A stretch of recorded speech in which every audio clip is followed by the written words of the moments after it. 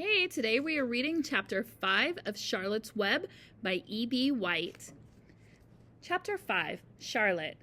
The night seemed long. Wilbur's stomach was empty and his mind was full.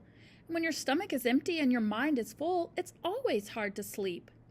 A dozen times during the night, Wilbur woke and stared into the blackness, listening to the sounds and trying to figure out what time it was.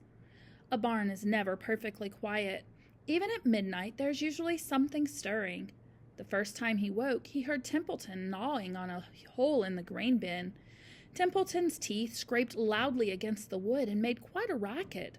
That crazy rat, thought Wilbur. Why does he have to stay up all night, grinding his clashers and destroying people's property?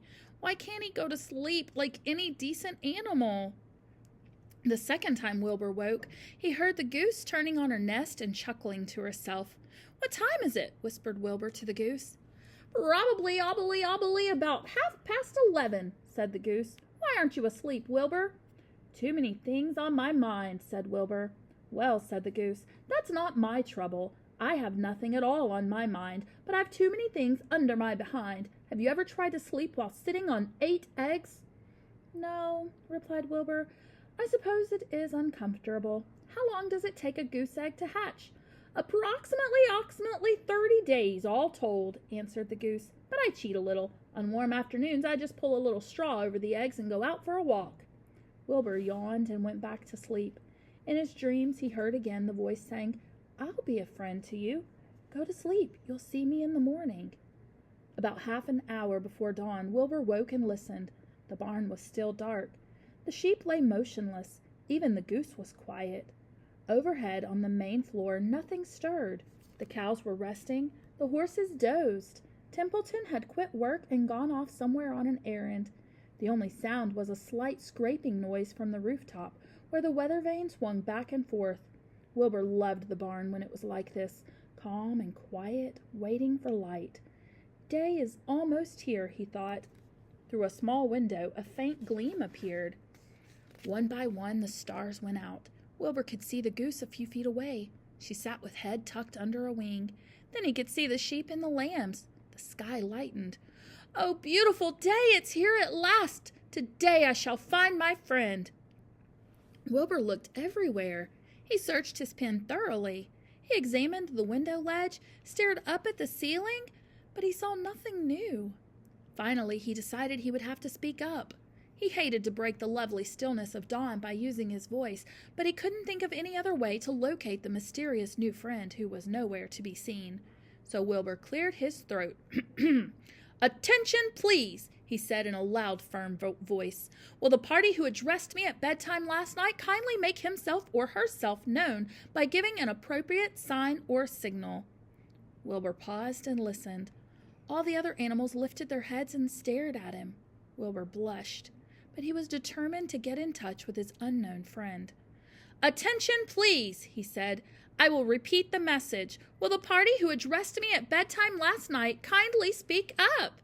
Please tell me where you are if you are my friend." The sheep looked at each other in disgust. "Stop your nonsense, Wilbur," said the oldest sheep. "If you have a new friend here, you're probably disturbing his rest. And the quickest way to spoil a friendship is to wake somebody up in the morning before he is ready. How can you be sure your friend is an early riser?" "I beg everyone's pardon," whispered Wilbur. "I didn't mean to be objectionable." He lay down meekly in the manure, facing the door. He didn't know it, but his friend was very near. And the old sheep was right. The friend was still asleep. Soon Lurvy appeared with slops for breakfast. Wilbur rushed out, ate everything in a hurry, and licked the trough. The sheep moved off down the lane. The gander waddled along behind him, pulling grass. And then, just as Wilbur was settling down for his morning nap, he heard again the thin voice that had addressed him the night before. "Salutations," said the voice. Wilbur jumped to his feet. "What?" he cried. "Salutations," repeated the voice. "What are they, and where are you?" screamed Wilbur. Please, tell me where you are, and what are salutations?" "Salutations are greetings," said the voice. "When I say salutations, it's just my fancy way of saying hello or good morning. Actually, it's a silly expression, and I'm surprised that I used it at all. As for my whereabouts, that's easy. Look up here in the corner of the doorway. Here I am. Look, I'm waving." At last Wilbur saw the creature that had spoken to him in such a kindly way. Stretched across the upper part of the doorway was a big spider web, and hanging from the top of the web, head down, was a large gray spider. She was about the size of a gumdrop. She had 8 legs, and she was waving one of them at Wilbur in friendly greeting. "See me now?" she asked. "Oh, yes, indeed," said Wilbur. "Yes, indeed. How are you? Good morning. Salutations! Very pleased to meet you. What is your name, please? May I have your name?" "My name," said the spider, "is Charlotte." "Charlotte what?" asked Wilbur eagerly. "Charlotte A. Cavatica. But just call me Charlotte." "I think you're beautiful," said Wilbur. "Well, I am pretty," replied Charlotte. "There's no denying that.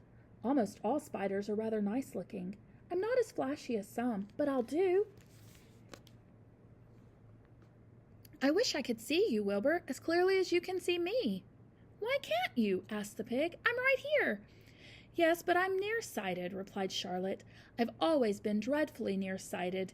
It's good in some ways, not so good in others. Watch me wrap up this fly."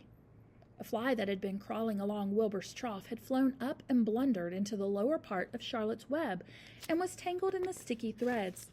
The fly was beating its wings furiously, trying to break loose and free itself. "First," said Charlotte, "I dive at him." She plunged headfirst towards the fly. As she dropped, a tiny silken thread unwound from her rear end. "Next, I wrap him up." She grabbed the fly, threw a few jets of silk around it, and rolled it over and over, wrapping it so that it couldn't move.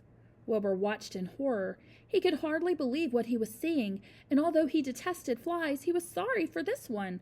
"There," said Charlotte. "Now I knock him out so he'll be more comfortable." She bit the fly. "He can't feel a thing now," she remarked. "He'll make a perfect breakfast for me." "You mean you eat flies?" gasped Wilbur. "Certainly. Flies, bugs, grasshoppers, choice beetles, moths, butterflies, tasty cockroaches, gnats, midges, daddy-long-legs, centipedes, mosquitoes, crickets, anything that's careless enough to get caught in my web. I have to live, don't I?" "Why, yes, of course," said Wilbur. "Do they taste good?" "Delicious, of course. I don't really eat them. I drink them. I drink their blood."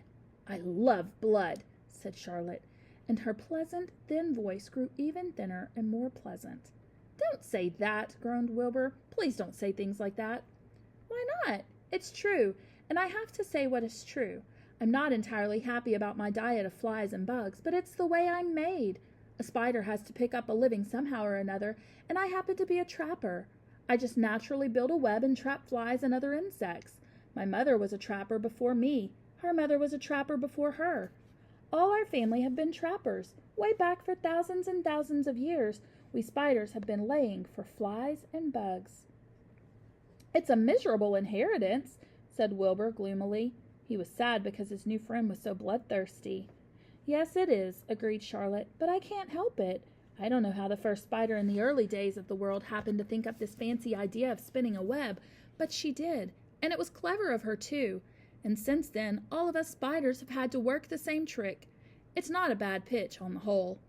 "It's cruel," replied Wilbur, who did not intend to be argued out of his position.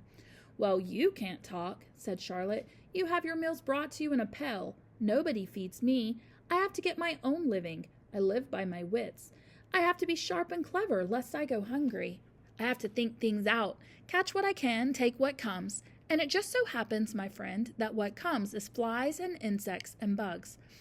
And furthermore," said Charlotte, shaking one of her legs, "do you realize that if I didn't catch bugs and eat them, bugs would increase and multiply and get so numerous that they would destroy the earth, wipe out everything?" "Really?" said Wilbur. "I wouldn't want that to happen. Perhaps your web is a good thing after all." The goose had been listening to this conversation and chuckling to herself. "There are a lot of things Wilbur doesn't know about life," she thought. "He's really a very innocent little pig. He doesn't even know what's going to happen to him around Christmas time. He has no idea that Mr. Zuckerman and Lurvy are plotting to kill him." And the goose raised herself a bit, poked her eggs a little further under her so they would receive the full heat from her warm body and soft feathers. Charlotte stood quietly over the fly, preparing to eat it. Wilbur lay down and closed his eyes. He was tired from his wakeful night and from the excitement of meeting someone for the first time. A breeze brought him the smell of clover, the sweet-smelling world beyond his fence. Well, he thought, I've got a new friend, all right, but what a gamble friendship is. Charlotte's fierce, brutal, scheming, bloodthirsty. Everything I don't like. How can I learn to like her, even though she is pretty, and of course clever? Wilbur was merely suffering the doubts and fears that often go with finding a new friend. In good time he was to discover that he was mistaken about Charlotte.